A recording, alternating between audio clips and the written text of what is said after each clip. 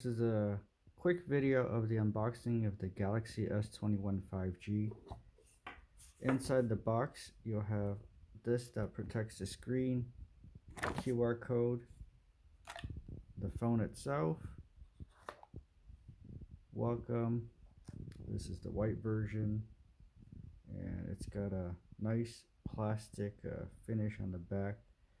Bezel looks really nice, and the screen is not curved like all the previous Galaxies, the S20, the S9, S8, and so on. And there's no headphones because this phone has no headphone jack. You do get a SIM card remover.